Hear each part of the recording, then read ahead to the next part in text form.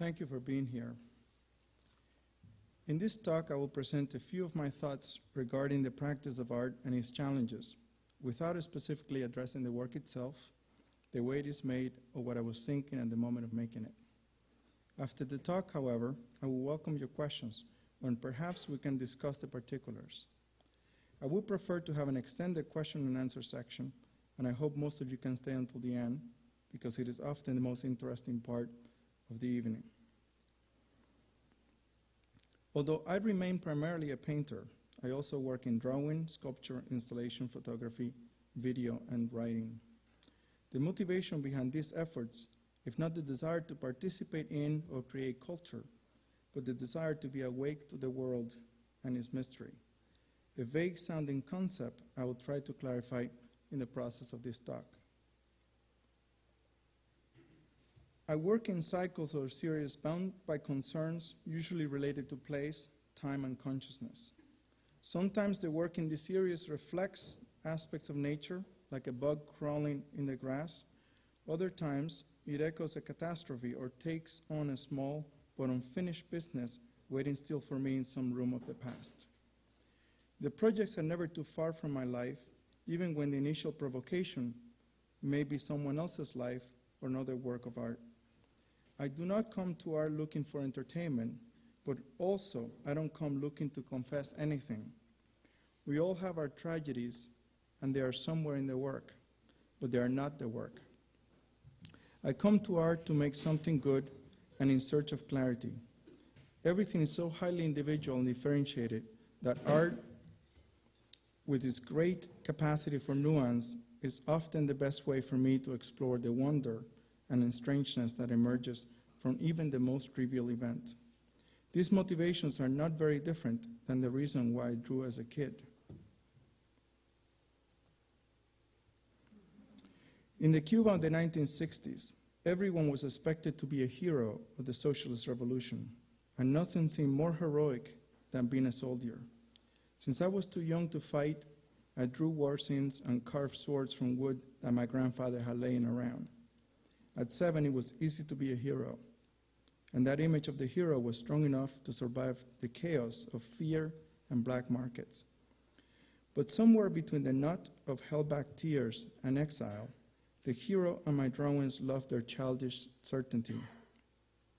Although I was painting through those years, I didn't see what I was doing as art. Instead, I saw my paintings as a way to navigate confusion and loneliness. And it wasn't until my teens that I began to think of art in a larger context. By then, I was also interested in science, particularly physics. I maintained this parallel interest in art and physics until graduate school, when I found I lived in a world I barely knew. Although physics was elegant and a good companion, only art seemed to offer me the kind of knowledge I needed. With many doubts, I left the doctorate program in 1989, worked as a scientist for 2 years, and left physics completely in 1991 to finish my MFA. I have functioned reasonably well until then, but the works of art and literature I admired hallowed my comfort with getting along reasonably well and showed me there was something more. That something more was the radiance of things, which in the past might have been called the divine, but that for me is the holy without theology, truth. There is a disposition in contemporary art, however, to leave truth to science and religion, and many consider the separation of ethics from aesthetics one of the great triumphs of modernism. Tomorrow, the Armory Fair will open here in New York, for instance, and it will be a testament to the appeal of markets and to the independence of the aesthetic sphere that the Murakamis and Warhols will sell, even if they're not very good compared to the Pinkham writers at the Met, and will continue to sell the following day while the world goes on with its mystery. This is so because the desire that drives most people to an art fair or to a gallery is not truth.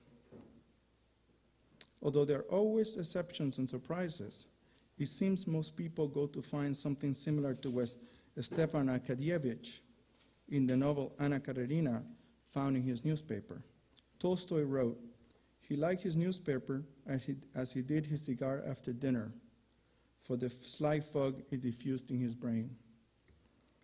This fog has benefits, but they are not enough for any artist who hopes to remain at least half honest.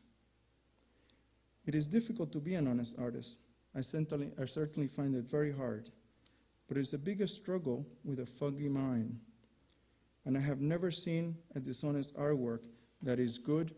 In fact, it is hard for me to think of what might be more important for an artist than the capacity and willingness to recognize dishonesty in the work, including the dishonesty of thoughts one has not earned. Honesty might have fallen into disrepute, but it is still the best guide we have, the best lie detector. We can find ourselves with foggy knowledge for a while, and we can kid ourselves with foggy knowledge for a while and use it to hide our lack of courage. But sooner or later, we'll know where we stand. I have been asked many times why impose ethics on the work, and the answer is simple. For the most part, my values and behavior come from art and literature rather than from tradition, religion, or politics. Although art has never been a good vehicle for broad social reform or for the righting of injustices, it has consistently been the most moving and often the only testimony of individual sorrow, dignity, and courage. Any artist who decides to lie less usually ends up struggling with a life of loneliness and ghosts. And this has little to do with romanticism or the call of the hero. It has to do instead with the inherent elusiveness of those attributes that define a work of art, elusiveness that is completely out of reach of foggy knowledge and that demands great effort and sacrifice, not only from the artist, but also often from those around him or her. In his talk, The Image, delivered also here at the New York Studio School in 1969, Philip Guston offered the following reflection on a painting by Piero della Francesca. He said, "A certain anxiety persists in the paintings of Piero della Francesca. What we see is the wonder of what is being seen. Perhaps it is the anxiety of painting itself. When I read this passage, I get excited for a moment. Then I realize anything that depends on concepts like the wonder of what is being seen is likely to be a hell of a ride. And we all know that just as the success, reputation, and titles will not offer much comfort in this ride. What makes being an artist so difficult is that the only thing that counts is the quality of the work. Nothing matters except that unveiling of the holly brought forth by the Piero. And it is that promise which keeps me and many other artists working. Although art has nothing to add to the great beauty of sunsets or breezes over wheat fields, it can suggest the order in which their vast scale fits. This suggestion is not meaning, but it offers a point of reference from which the measurement meaning makes sense. Meaning that has answers to questions of my place in the world, of the choices I make, and of my relationship to others. The suggestion is faint, but the best art helps us hear it. It has nothing to do with the realm of perceptions. Rather, is the invocation of a great order in the face of nothingness. I work not because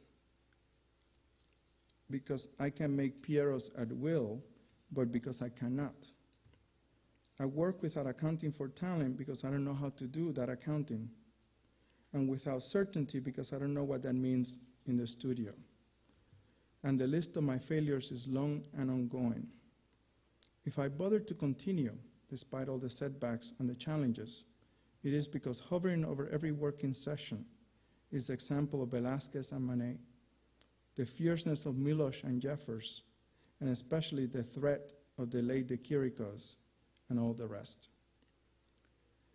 I don't think I'm exaggerating or asking for golden ribbons by saying that in the best days in the studio, there's always a work driving me far past what I know, and in the process, imposing unreasonable demands on who I am. From time to time, I get lucky, and a work ends up better than I expected, but I have learned not to count on it.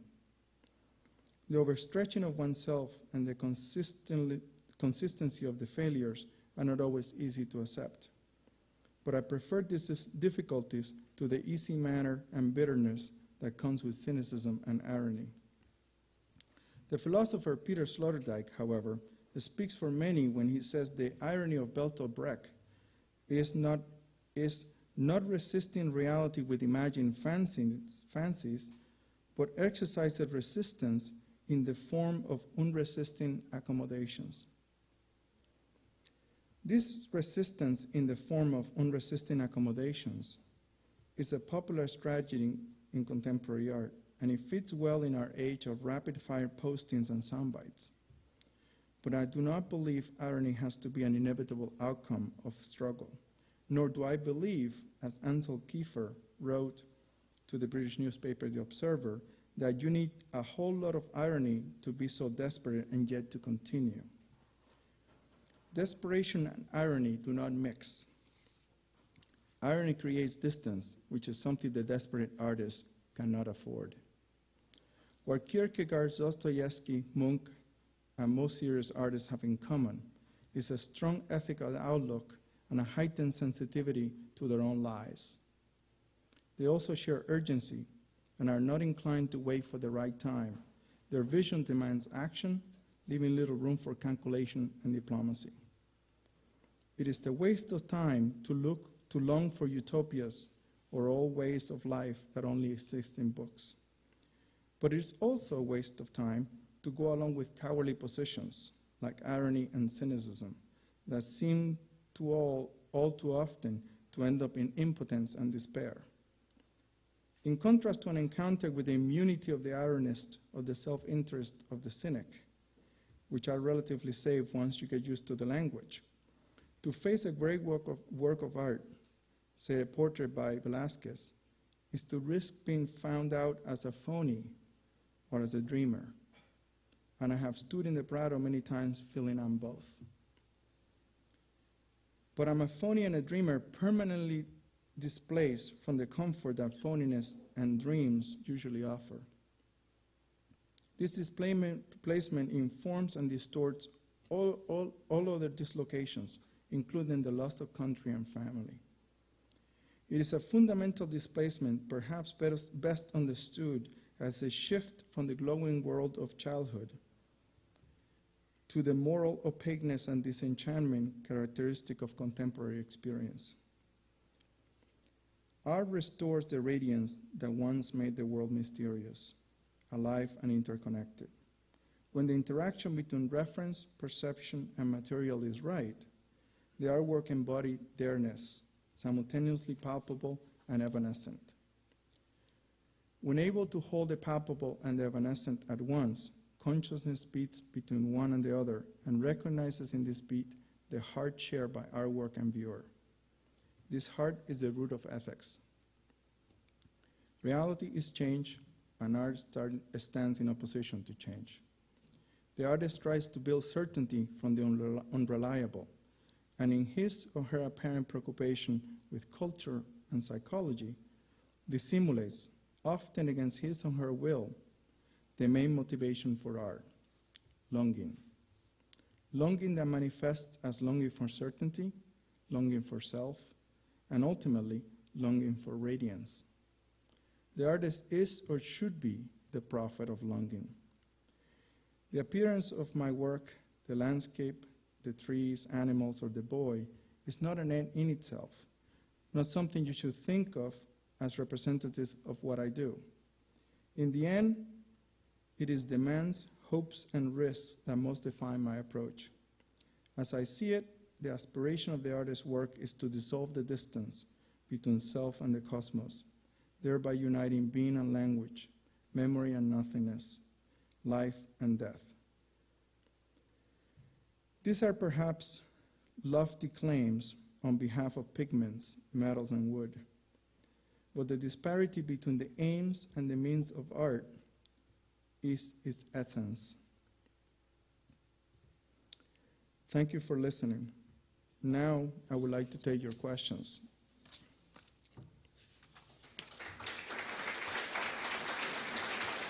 Thank you.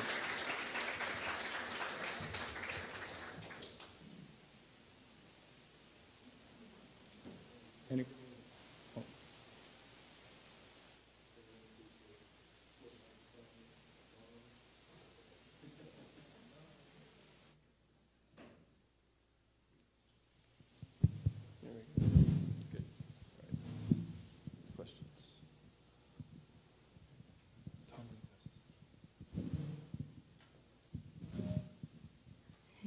Thank you. What do you mean when you say that your painting is not representative rather than about your hopes and risk, you said? What I mean by this is that this is one of the challenges of preparing a talk. I give talks usually about topics as opposed to talks about my work. At any moment in time, the work that I'm making, whether it's any particular painting, that happens just to be an instance of some preoccupations taking form in a particular body of work. Those preoccupations change, and change all the time.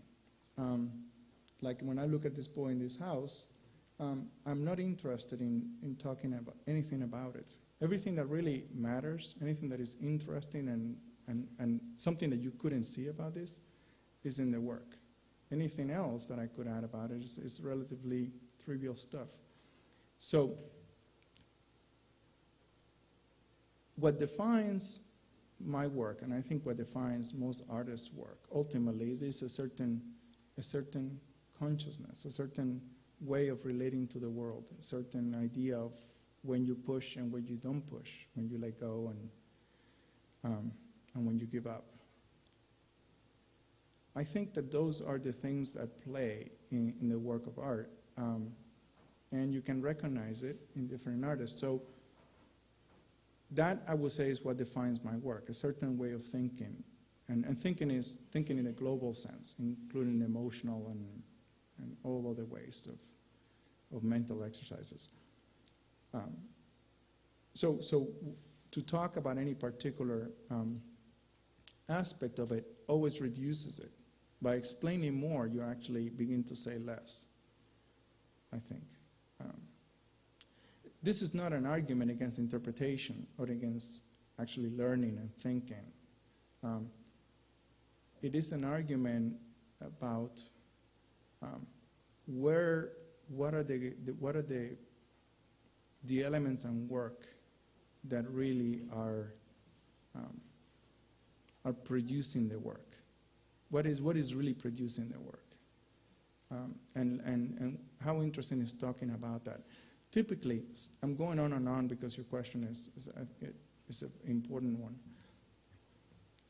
Usually when artists and historians talk about somebody's work, they love to talk about the how and the what. That's what they like to say. They speak the how did it happen, how was it made, and what was it, and all of this. The really interesting questions for me, and the really interesting questions I think for artists, is why? Why do you make this work and not another? You know, a lot of the conversations about artists always start like halfway through the story. People begin to tell you about their obsessions. Oh, I like the sculpture, I like this and that. But they don't tell you why. Why did they make this work and not another kind? And why should I care? Why should this work exist? I don't take it as a given that I should make any work. I think there's way too much work out already in the world. So when I go to a studio, I don't just make work because that's what I do. I don't take it as a given any day. I need to say, well, why is this work out? Does it deserve to be out? I mean, why? And those are the questions that I think ultimately generate the work and define it. Yeah. You talked about the coming together of the palpable and the evanescent, and I'm wondering if you perceive an inherent role of the concept of beauty within that idea. You know, beauty is one of those concepts that is massacred by both sides of the people who support it, which usually mean the pretty as opposed to the beautiful, and the people who attack it, who also mean the pretty. And I think that I stay away from concepts like that because they're really concepts of aesthetics. And if we're going to talk about beauty, then we have to talk in a fairly substantial way what we mean by it. I mean, you have taken people a lot smarter than me a lot of effort and time to try to say, well, what is the beautiful? I mean, what is that? And what is the difference between it and the sublime? But we throw those things around and we attach modify the sublime by saying like whatever the sticky sublime or whatever is other kinds of sublimes that are in fashion. So I think a work of art is always two things at once that are contradictory. It is a bunch of materials, usually a form of dirt in some way, and then there is something else. And the fact that these two things coexist in the work of art is a very profound and mysterious thing. And if you try to simplify it, to say, well, it's just dirt, a very materialistic position, or you were to say, well, you know, it's just the divine, sort of the theological position, you end up missing the point, which art is simultaneously both. In the whole debate of, say, modernism between, you know, shape and content and all of these debates between abstraction and figuration, those are absolutely dull and boring debates. I mean, I think the really fundamental debate in the work of art is Martin Heidegger's debate between you know, world and human. You have this sort of embodiment of this materiality, and then you have this other thing that happens through the materiality. This is unveiled through the materiality. And the fact that is both at once, and is neither in some ways. And both at once is also another way to think of it. It's just one, it's a oneness. So these are dualities that are more productive in understanding how work evolves. But the problem with them is that they tend to make for very boring talks. So please ask as many questions as possible, because I think I can then really address your concerns, you know, or confuse you with the concerns. As someone whose English language was the second language for me, I was born in Israel, I think you're extremely enchanted with words. Actually, I was much more taken with the work. I can't repeat one sentence of what you said. Now, this may be me. I'm maybe not as smart as you are. I don't know, but I'm definitely a good photographer. I have an entirely different question. How does one get their work into the Hermitage? Well,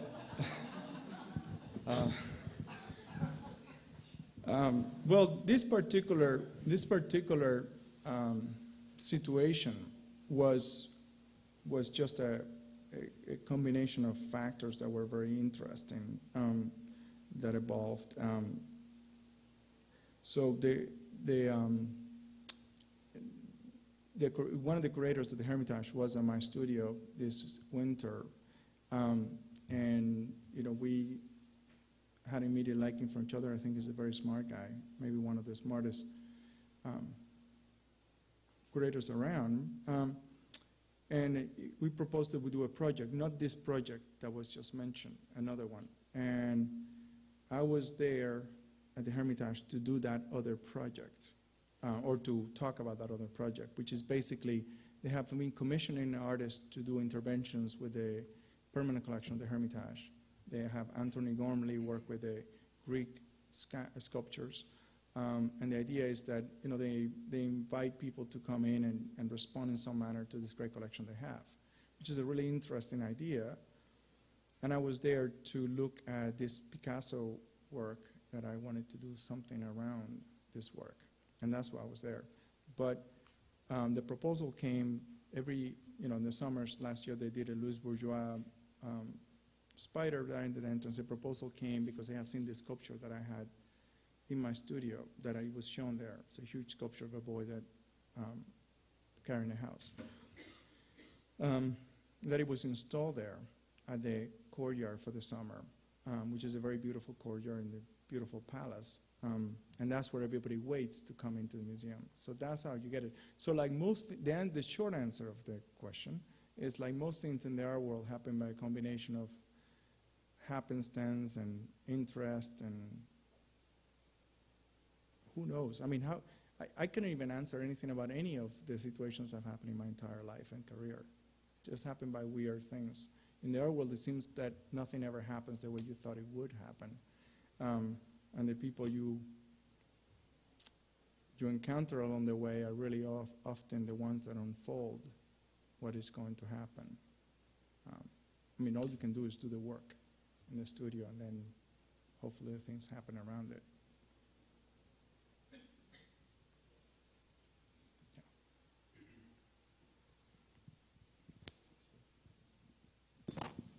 Yes, hi.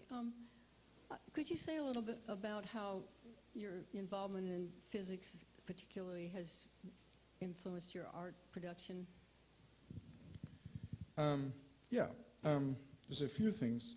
For instance, like, I don't think of it as a production, it's a consequence of physics. The physics is a really, I think math in particular, but physics is sort of applied math. I mean, I think of it that way, at least the kind of physics that I was involved with.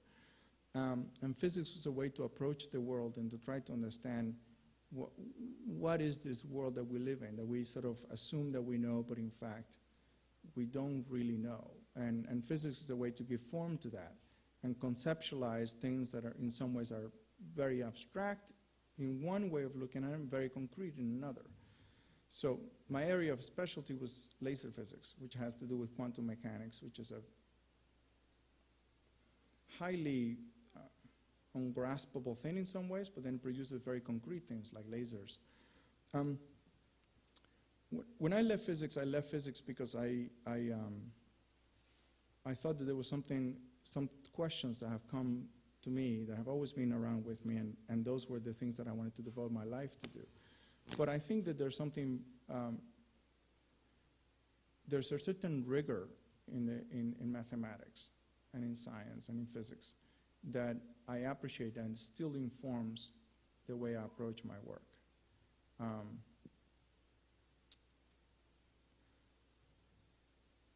In many ways, I think that I think to a large extent, I don't even know what this distinction about to make really means, but I think in many ways I still think about my work as perhaps I used to think about my work when I was in science. I don't see it as that really that different. There's a lot of musicians who are mathematicians. Math and music have always been connected. The visual arts and science are not so connected, or at least they're not so much crossed over. But the other and perhaps less obvious gift of science is that there's a nervousness in the art world, a nervousness that is recent, it's maybe 4 decades old, that we are not that intelligent, that we don't really know so much. It's an insecurity. It's an insecurity that you see it when a lot of academics in the arts try to sound like scientists. They imitate these sort of words of science, and they apply it to something that makes meteorology look like hard science, you know, which is art and aesthetics and ideas and theory. But there's this sense that if we could only be more rigorous, if we could only be a little bit harder and sharper and so on, that art will no longer be this fuzzy, heart in the sleeve things that it has been thought to be. So I think that a great amount of so-called theory, I mean, I love theory, but that sort of pseudoscience that it has become all too often comes from a certain insecurity of art. And the gift for me has been that from coming from science, I think that this is where it's at in many ways for me. This is the great place. I mean, I think that artists have explored some of the most fundamental questions that have preoccupied us for many, many years. And I don't feel like I need to apologize for it. So my work doesn't contain an apology or a wink. I don't feel that I need to show you that I'm really smart or that I'm conversant with contemporary theory. I don't need to wink at you and tell you I know that what the joke is when you look at my work, as many of my graduate students felt compelled to do. And that in some ways is freedom, the freedom to not be obligated to my own insecurity of what this field ought to be. It's not just art, of course. You know, science have had such an incredible success in the 20th century that every field is insecure of science. And And I think that insecurity, that sense that we all should be like scientists. I mean, when the president stands up, he says, you know, we need more math and science people. We need more students in math and science. Nobody said we need more artists. I mean, that thought never comes to people's mind. So there's a sense that the future depends on math and science. And unfortunately, people in the arts believe that too. And to finish this little diatribe here, this is more than just a consequence of modernism, the great project, you know, from the, say, late 18th century to now, this great movement, which really begins with the separation of the spheres from theology, ethics, and then you have here science and aesthetics. So all these spheres are separated. Before that, knowledge was much more holistic. So the idea that, as sort of the Kantian notion that science will have an interest, will be interested in something, while art, one of the defining qualities of aesthetics is that it will be disinterested. It will have no use. Ultimately, that's what it means. There's no use for it. Well, the consequence of 200 years of no use is visible in sort of the polyp that the arts have become in the body of knowledge. So knowledge is here, and art is just a little satellite here, some sort of its own thing. I mean, please tell me, when have you heard, for instance, a philosopher or a mathematician quoting some sort of artist about anything? I mean, if they do, they quote an artist from the past. We operate in this sense that we are not in dialogue with what's happening anywhere else. And that is a consequence, I think, of the modern project, with its success and its problems, especially now at the decadent end of that modern project.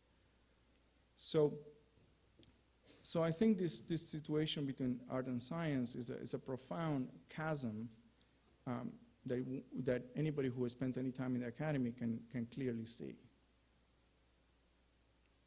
Yeah. From an academic standpoint,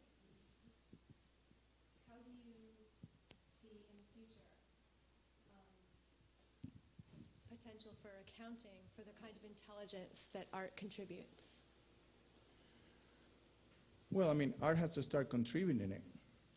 That intelligence, I think is not. I think in two ways. I mean, I think that the first thing is that it's very important. One of the things that scientists usually are very good at is knowing what they know and knowing what they don't know. I think the beginning of knowledge starts somewhere in there. And it's okay not to know something, because then you can find out what that is. But if we don't have, if we do not believe that there's a center in the arts, and by a center I mean an intellectual center, that there is, I mean, what is the realm of contribution of the arts? I ask this as a rhetorical question. I think that we have gone out of the arts to try to understand art as a sort of linguistic element, sort of the whole textual reading of art. We have gone out in a sociological reading of art. We have gone in all these ways, some of which have offered some interesting viewpoints.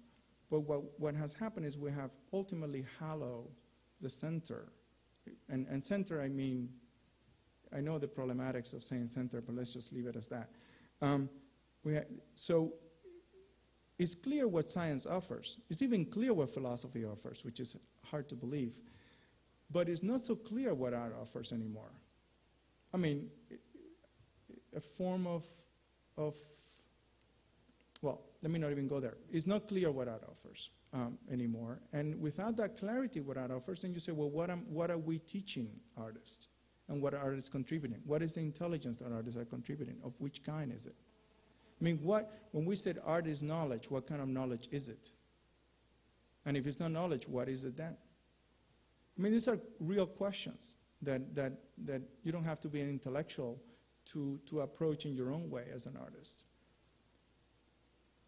But the deadly combination of hallowing what art has to offer, what it offers at certain points, it was fairly clear. We might not agree with it, but it was fairly clear to know what art offered in the 15th century.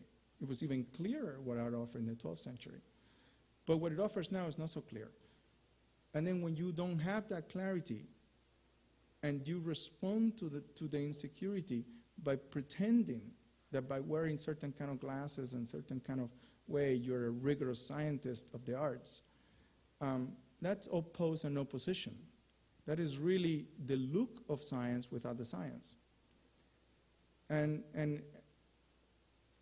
you know, I remember when I was a professor, we went to interview a new candidate, and I was at the CAA conference, the College Art Association conference, and we were in this restaurant, big restaurant, and there were all kinds of people, and so all of a sudden the art people come, and you could tell who they were because they looked the most unhappy bunch, the most like, and I'm thinking, why all of this? Why all of this, really? I mean, because that's not really rigor. So I mean, I think the overhaul of this question, I mean, what this question brings about is very profound. I don't think, I would never assume that that this is a movement that we can start, but it is clear the consequences of it. I mean, the consequences of it I think are really quite obvious. Are obvious in the schools, are obvious at the art fairs, are obvious everywhere, at least in my distorted way of looking at the world. And science and math and even literature keep moving along. You all have read those books like, Modern Art and Non-Euclidean Geometry and all these contributions to the great movements of the late 19th century, early 20th century in math and physics, and the parallel contributions in art. Most of them are very hokey, but nonetheless, they're interesting. But I cannot imagine books like that being written today. I mean, what would those books look like? Right there.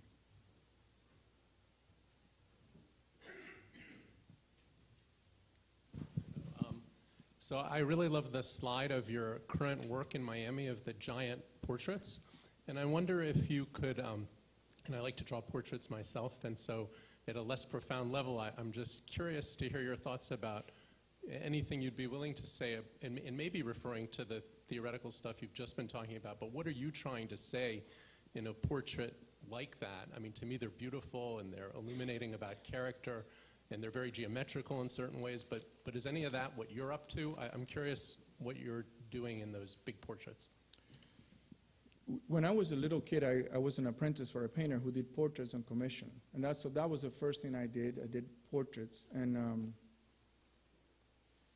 portraiture is still, I still think is to me, is one of my great interests. I continue to do it on, sort of my family, of everybody. It's a great way to get back, anchor into something very revealing about oneself as an artist.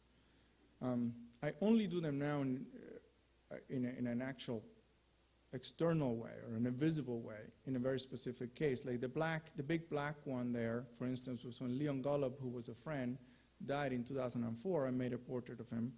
I have made some portraits of people, like the ones you saw there, all those recent ones. Those are portraits of people who I admired. And I've always wanted to do this. This series have existed in my head for about 15 years or something. So what I did is I ripped all my watercolors and re-glued them together, and then I drew these portraits in charcoal over them. They're very direct, they're large-scale drawings, and they're done in a single session, which was part of the purpose of it, directly. So there's certain kind of rawness and awkwardness that seemed to be the right sort of reverence for these people who I admired. And also the process of deciding who these people are, because I wasn't going to make the list of everybody. But who will be an interesting person to attack this way or to take on this way? So what I did after I finished them is that I didn't want to release them to anybody, so I just kept them in my watercolor room. And because they all they have a certain relationship, their eyes forward. It's a very intense room to now be inside, that you feel always observed and always very small in relation to these people. So I, a lot of the ways that I have always related to the people who I admire, it always comes back to who they are. If I read the poetry of Harry Martinson, I am as interested in the poetry of Harry Martinson as I am interested in the consequences of that poetry on the man himself. I'm a huge admirer of Tolstoy's work, but I can't completely reconcile my philosophical interest in Tolstoy, the thinker, with the writings of his wife and the consequence of Tolstoy in his life. And so for me, the real, and this is, I understand why this is not always true and maybe never true, but for me it's always true, which is the battleground of one's ideas are always played up in life, in our lives. So whatever ideas I have, fancy or dumb, come to play in myself and my life as an artist and as a father and all these things. And to a large extent, the success of that life plays on is a judgment on the success of these ideas. So looking at somebody who I admire is really an evaluation not only of the work that I admire, like Ludwig Wittgenstein, but also on what it does to the man and what it did to him and who he became because of it, how he came short because of it, and all of that. And it's in that gap between the work and what is suggested as the possibility and who we are. That gap is an interesting gap for the role of art making. I think is a gap that usually makes me want to throw up, in the sense that it creates a strange vertigo in that incompleteness, in that sense of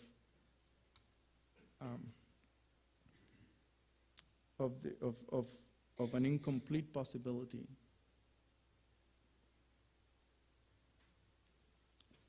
What else? Yeah.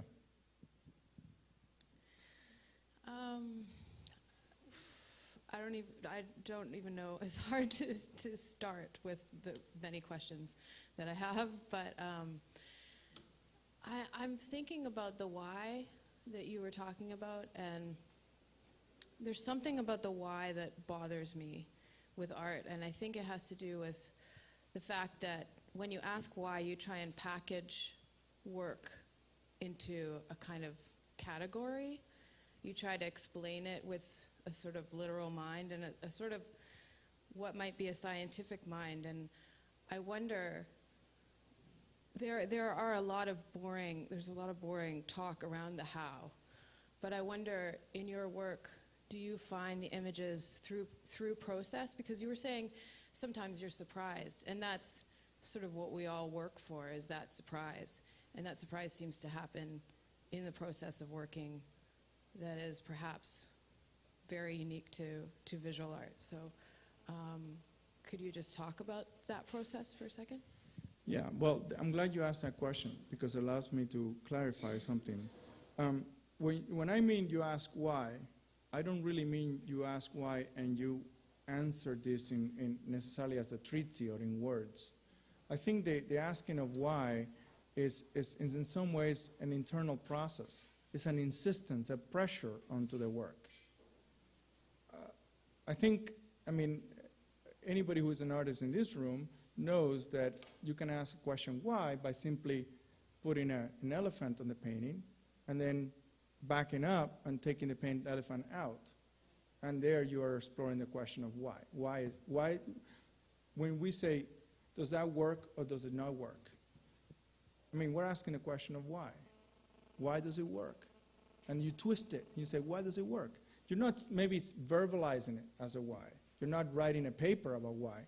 But really, the probing, the defining question in that process is why. Why is it working? Why is it not working? So I think that intuition, a lot of the time, navigates work by answering and responding and contending with questions of why without ever making into some sort of vocal explanation of it. So I think it remains the fundamental question. The questions of how are questions that are mechanistic in nature. And mechanistic questions, the problem with how and what is that it allows for a very small nugget of idea to be piled on with a bunch of junk around where you can add all these whats and all this hows until it seems like a really important stuff. But in fact, it's a lot of unimportant stuff glued together with some sort of intellectual saliva that leads to a big mess. So there's a lot of work that you can talk extensively and beautifully about the what and how for a long time, but we all know that at the center of it, there's nothing there. So let's just skip through all of that and say, well, there's nothing really there, because there's not a reason for this work to ever be. And you know, and what I'm trying to do is not to crush myself and other artists. Instead, what I'm trying to do is liberate myself from having to work on all this junk, you know, and trying to say, well, not that I don't work on a lot of junk, because I do. There's a lot of stuff that I do that I have to destroy.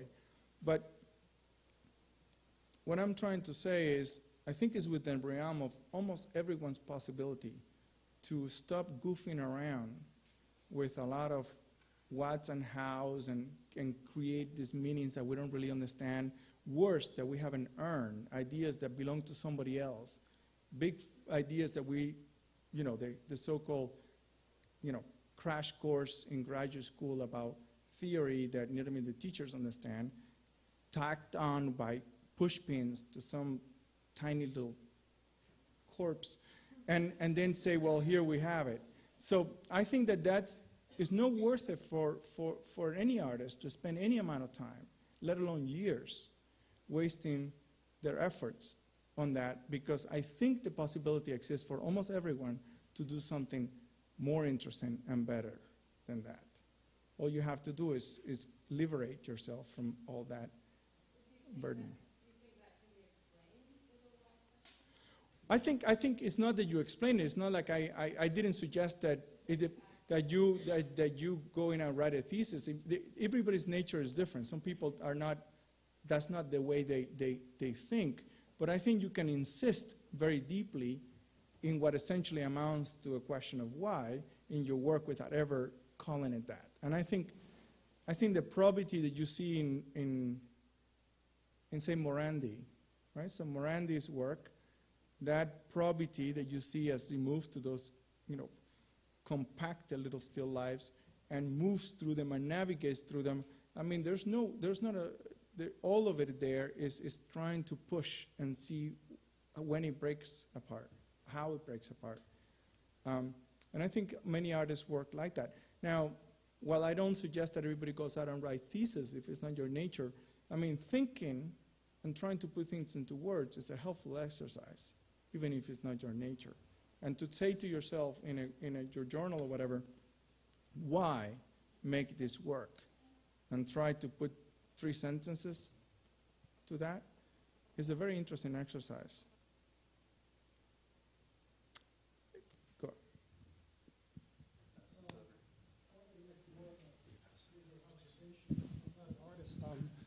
I know Enrique for a long time, and I've collected his work. So I just wanted to say an appreciation of it that maybe could help people. Whenever I've been to your studio, whenever I bought anything, I don't think you ever offered or I ever asked for you to explain what something was about. I just reacted to it.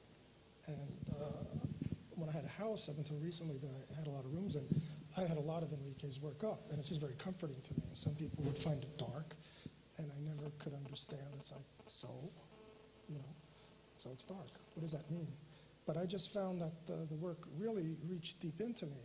And I think I'm starting to get, when you talk about science, of how that fits in with the arts. So maybe I'm wrong here, but if scientists are trying to locate their place or people's place in the cosmos, in this thing we call existence, some do it through physics, some do it through religion.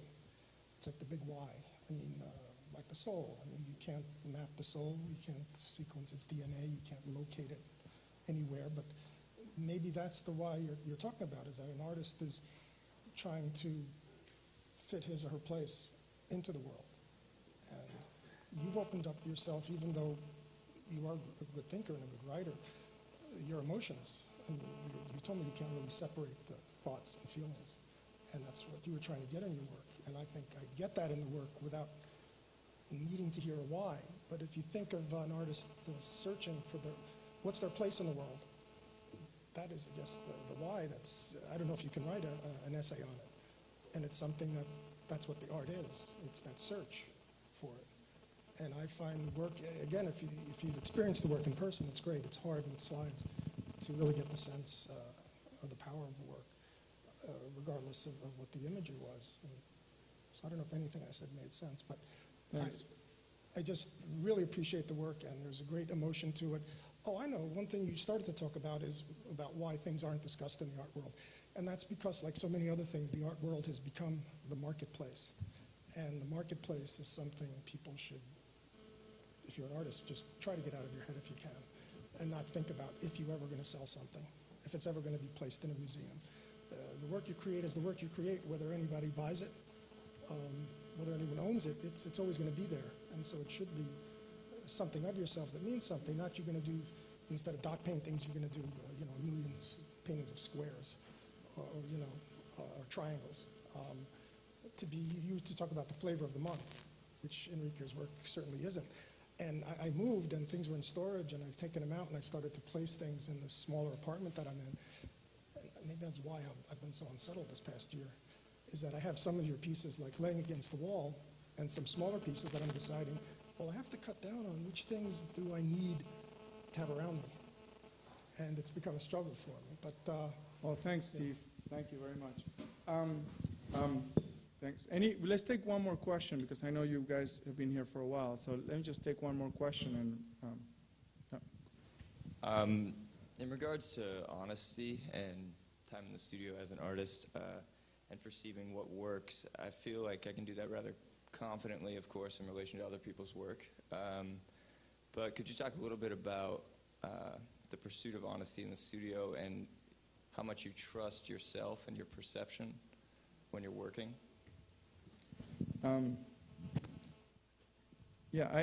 You remind me of years ago. I saw this. There was a joke, a pretend art magazine cover from Life in Hell, and it was a sort of Life in Hell, and they had the headlines typical of art magazines, and the big one in the bottom, it says, the survey says that 4 out of 5 artists may not be the geniuses they think they are. How to know if your friends are among them? And this is a problem for all of us. We can find the lie in other people's work. It's much harder in ourselves. We're too close to it. There's a number of problems that come with it. One of them is the fact that it's hard not to get enamored with whatever comes out of your hand. And that applies to Gerhard Richter as well as to somebody just starting out. It goes the whole gamut. Usually, if you're not Gerhard Richter, then people tend to edit your work. Either your teachers edit your work, or galleries edit your work, somebody edit your work. And that's not always good, but it is a process of helping you recognize what works and what doesn't. When you're in the solitude of the studio, by yourself, making choices, the process becomes very, very difficult. Hemingway said that the thing that every writer needs is a shit detector. The idea that you know when you write something down whether really this is good or not. And I think that this, unfortunately, those detectors seem to have, be hard to find. And so.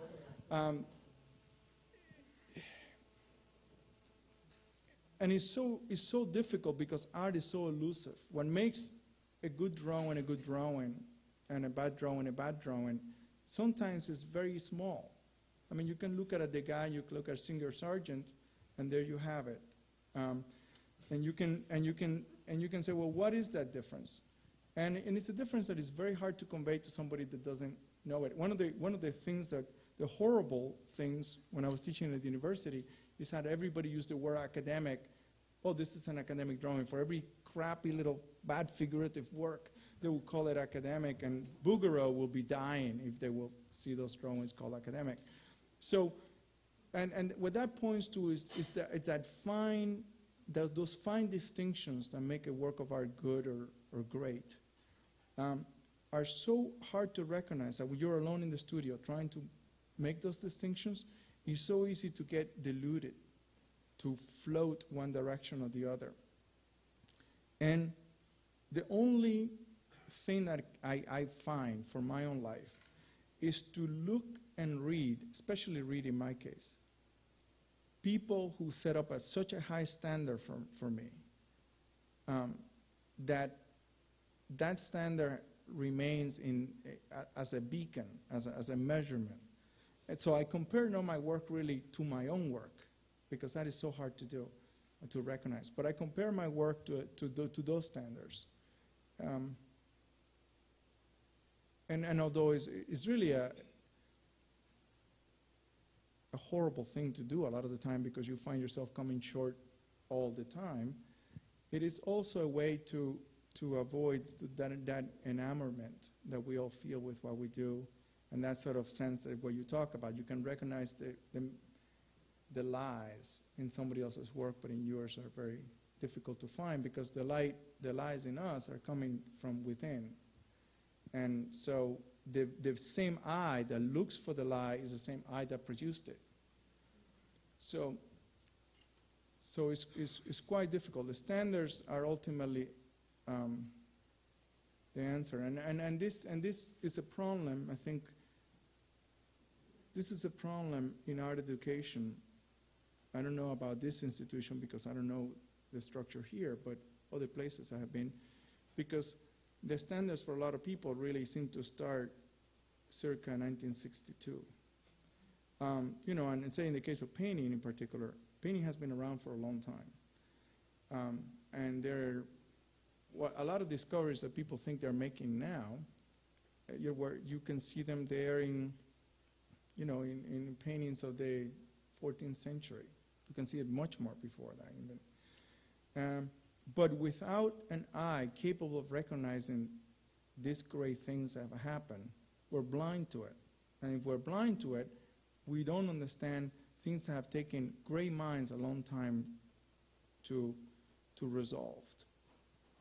I'm just going to go for like 2 more minutes on this, but when I was in Berlin 3 weeks ago, there was a huge line coming out of the new National Gallery because there was a Gerhard Richter show.